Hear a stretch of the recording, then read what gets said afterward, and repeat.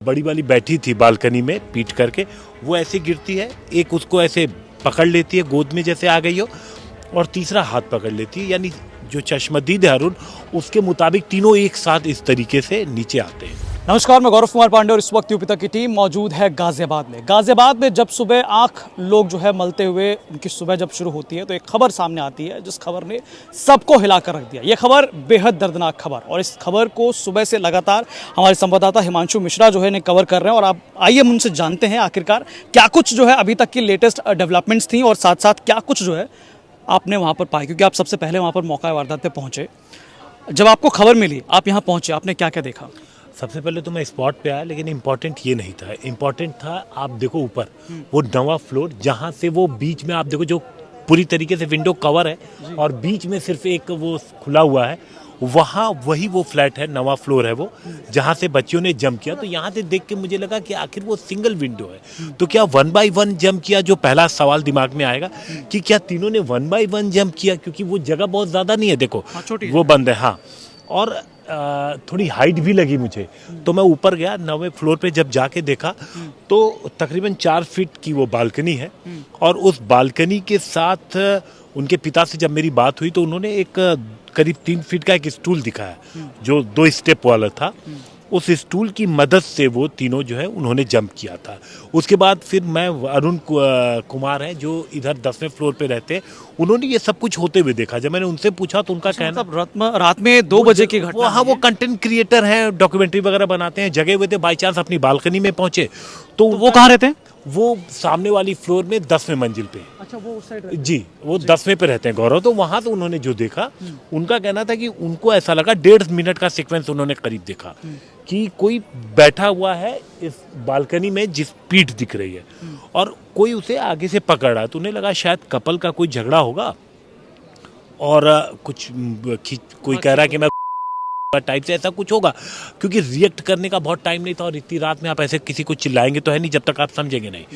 तो अचानक वो अंदर की तरफ कूद जाते हैं, तो वो रिलैक्स हो गया गौरव अरुण।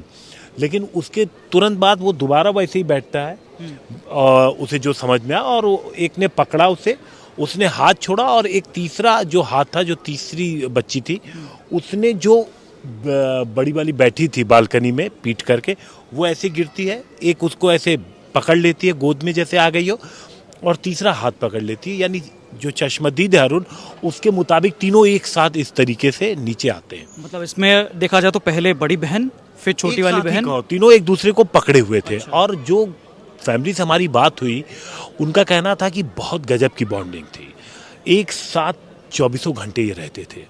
स्कूल जाते नहीं थे, स्कूल से नाम कटा दिया गया था। इसकी 2 वजहें लग रही हैं। एक तो फैमिली ये मान के कि पढ़ने में ठीक नहीं थे, लेकिन एक बच्ची 12 साल की है, करीब 3 साल पहले 4 साल पहले नाम कट गया, तो 8-9 साल की रही होगी, तो वो क्या पढ़ने में अच्छी और क्या बुरी। तो शायद कुछ इकोनॉमिकल कंडीशन रही हो, क्योंकि पढ़ने में अच्छी बुरी वाली बात पूरी तरीके से गले से उतर नहीं रही। और कौन पिता ये तय कर लेता है कि 14-15 साल के जो उसके बच्चे हैं वो पढ़ने में ब्रिलियंट है, नहीं है, और आप उसका नाम तो कटा के घर नहीं बिठा देते। तो हो सकता है कि इकोनॉमिकल कंडीशन उतनी अच्छी ना रही हो। बहरहाल ये इन्वेस्टिगेशन में ही क्लियर होगा कि क्या वजह थी। तो घर रहते थे बच्चे।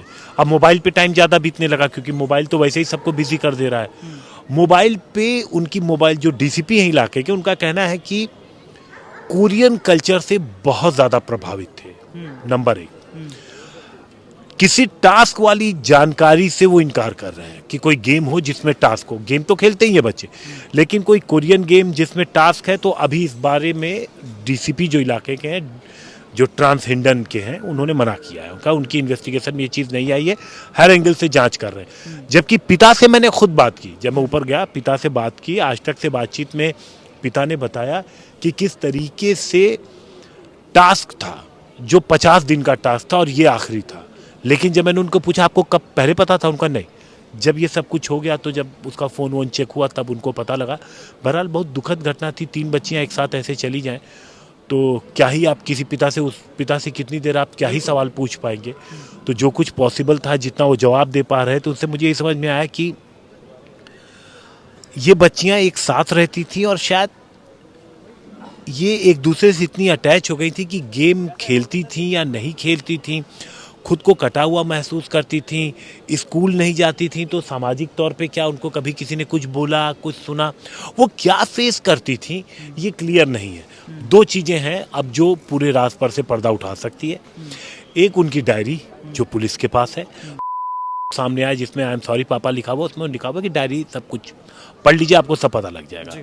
तो डायरी पुलिस के पास है और वो मोबाइल, क्योंकि उस मोबाइल गैजेट जिसमें वो गेम खेलते थे, तो क्या गेम खेलते थे, क्या टास्क मिलता था, क्या टास्क नहीं मिलता था, तो अब हमें इंतज़ार करना होगा किसी, जब तक पुलिस तमाम सबूत देखने के बाद मेन वजह नहीं बताती तब तक कयास लगाना भी ठीक नहीं है। तो इस बीच परिवार के बारे में क्या मालूम चला कि कहाँ का परिवार था ये, कितने लोग, कितने सदस्य परिवार में रहते थे यहाँ पे?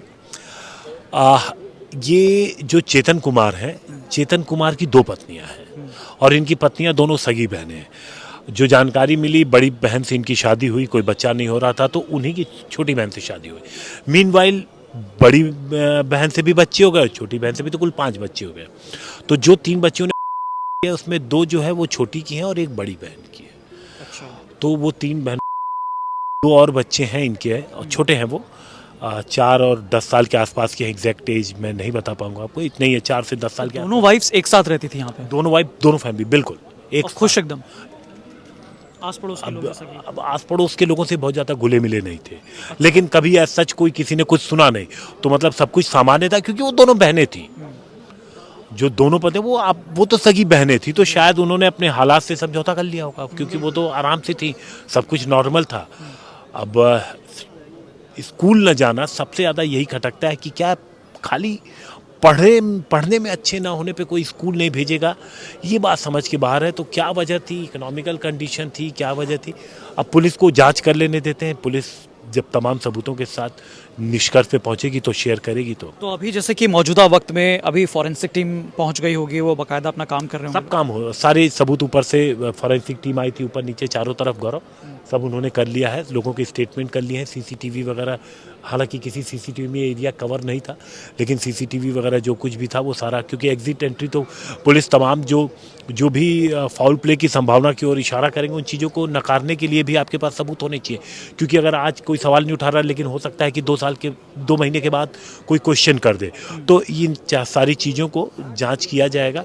पुलिस हर पहलू को ध्यान में रखेगी, तभी कोर्ट में वो जाएगी चीज़ों को लेकर के। अच्छा, ये तो बातें हमने ऐसे की कि आप यहाँ पर सबसे पहले पहुँचे, आपने यहाँ से रिपोर्ट किया, लेकिन अगर एक रिपोर्टर के अलावा अगर एक इंसान के तौर पर देखा जाए, तो जब आपको ये खबर मिली और आप खबर को मतलब कवर करने के लिए मौके पर पहुँचे, तो दिमाग में क्या कुछ चल रहा था आपके?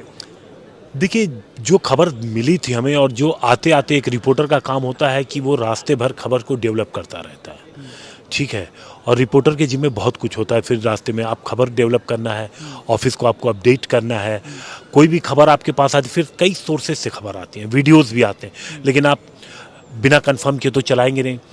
ऐसे में ऑफिसर्स भी बिजी रहते हैं, क्योंकि वो भी स्पॉट पे जा रहे थे, कई चीज़ों में उन्हें भी क्लैरिटी नहीं होती। तो उन चीज़ों को कवर करते हुए जो दिमाग में यही आ रहा था कि आखिर ये कौन सी गेम है और कैसे, अगर ऐसा कोई गेम है जो 50 दिन का टास्क दे रहा है और 50वें दिन नहीं, तो वो कैसे नज़र से बचा हुआ है, जो तमाम जो हमारे एक्सपर्ट हैं, और कैसे वो बच्चों तक पहुंच है, क्यों उन पे बैन नहीं लग पा रहा है। इतने सारे ऐप्स को सरकार चूज करती है, बैन करती है, तो क्या ऐसे गेम जो बीच में हमने करीब 2 साल पहले कई बार जो ब्लू व्हेल का भी नाम आता था, ऐसे कई सारे गेम थे जिनमें टास्क होता था, खुद को चोट पहुंचाते थे, तो उसमें तो कई बार ऐसा हुआ कि किसी बच्चे ने खुद को चोट पहुंचाया, तो उससे भी चीज़ें क्लियर हो जाती थी और क्लैरिटी आने के बाद पेरेंट्स उसमें बचाव कर पाए। लेकिन यहाँ पर तो ऐसा कोई चोट के निशान भी नहीं थे। मैंने पूछा पिता से कि कभी किसी बच्ची के ऊपर चोट का कोई निशान, कोई परेशानी, कोई ऐसी, तो उनका नहीं, ऐसा कुछ भी नहीं था। तो ऐसा कौन सा गेम था, अगर गेम था कि जो सीधे के पहले इस तरीके का कोई टास्क नहीं था, क्योंकि बच्चे कहीं जाते भी नहीं थे, अकेले छोटे थे, बड़े तो थे नहीं, तो ऐसा कौन सा टास्क था, घर के अंदर था। बीच वाली बच्ची को उन्होंने बताया कि वो ग्रुप कैप्टन थी, जो 14 साल की थी, वो मतलब जिस गेम को ये लोग खेल रहे थे, उस गेम की ग्रुप कैप्टन थी वो। तो बड़ी अजीब सी चीज़ें हैं। अगर ऐसा कोई गेम है तो तत्काल सरकार को ऐसे तमाम जो गेम है उस पर उनको कार्रवाई करनी चाहिए। आपने कहा कि मतलब as a normal person, as reporter से अलग हटके, तो मुझे यही लगा कि इस पर सख्त कदम उठाने की ज़रूरत है। ऐसे गेम्स उपलब्ध नहीं होने चाहिए। बिल्कुल। तो आपने देखा किस प्रकार से यहाँ पर हमारे जो संवाददाता हिमांशु मिश्रा जो सबसे पहले यहाँ पर पहुँचे थे और उन्होंने बाकायदा मौका वारदात को देखा, कवर किया, और उनकी जो एक समझ है वो ये कह रही है कि अगर इस तरह का कोई कदम गेम की वजह से उठाया गया तो उसे सख्त जो है सरकार को उस पर एक्शन लेना चाहिए। और वहीं फैमिली के बारे में उन्होंने बताया किस प्रकार से यहाँ पर 2 बीवियों के साथ वो शख्स रहते थे, बाकायदा दोनों बहनें थीं। अब क्योंकि बच्चा बड़ी वाली पत्नी से हो नहीं रहा था पहले, इसीलिए दोनों ने समझौता करते हुए जो है एक साथ रहने का फैसला लिया और यहाँ पर उनके भी बच्चे हुए और छोटी वाली जो बहन थी उनके भी बच्चे हुए। तो छोटी वाली बहन से 2 बच्चे और बड़ी वाली बहन से 1 बच्चे की जो है यहाँ पर एक तरह से कही जाए तो मौत हुई। तो आपको दिखा दे एक बार फिर से वो बिल्डिंग जो है वो ऊपर आप देखिए 9वां माले पर जिस प्रकार से यहाँ पर जो शीशा लगा हुआ है आप देख सकते हैं। यहाँ पर एक पॉइंट जो है वो दरवाज़ा, एक छोटी सी खिड़की जो है खुली हुई है। यही वो फ्लैट है जहाँ से बच्ची जो है वो नीचे जिन्होंने छलांग लगाया है। और आप नीचे अगर आप देखें तो अभी फ़िलहाल उस एरिया के दरवाजे को पूरी तरह से जो है एक तरह से सील कर रखा है। वहाँ पर फॉरेंसिक टीम्स जो है वो ऊपर पहुँचे हैं, हालांकि यहाँ पर कुछ मार्क्स भी किए गए हैं। आपको बता दें आसपास अगर सोसाइटी की तरफ देखें तो यहाँ पर भी सोसाइटी से बाहर कुछ लोग जो है निकल कर बाहर आ चुके हैं और पूरे इस जो है घटनाक्रम को देख रहे हैं, उसके बारे में अपडेट ले रहे हैं। तो ये कहीं ना कहीं ये पूरा मंजर है किस प्रकार से गाज़ियाबाद के इस जो भारत सिटी सोसाइटी है उसमें ये घटना घटी है। बहुत बड़ी घटना है जिसने सभी का दिमाग जो है एक बार को पूरा हिला दिया है। तो बाकी तमाम ऐसी जानकारी और लेटेस्ट अपडेट्स के लिए आप जुड़े रहिए यूपी तक के साथ। धन्यवाद।